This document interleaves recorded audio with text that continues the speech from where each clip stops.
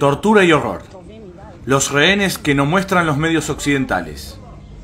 Se filtraron imágenes del campo de concentración israelí en el desierto del Negev, en Palestina ocupada, donde miles de palestinos están hacinados y son torturados día y noche por soldados israelíes.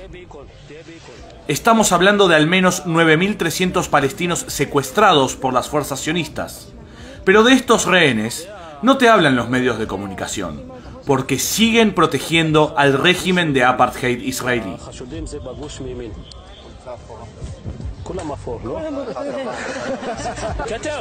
רדיוס של 3 מטר, כולם תוציא אותם. יש לו משהו בחולצה בגב. אתה גם רואה? כן. מה יש לך בגב? יש לו משהו בגב בחולצה. בדיוק, תנגעת בה. נראה לי.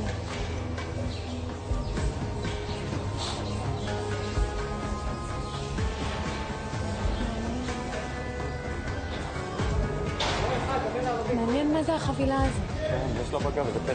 אתה חושב? זה נראה כמו ניירות. אוקיי. הנה, מה זה? זה נייר טואלט.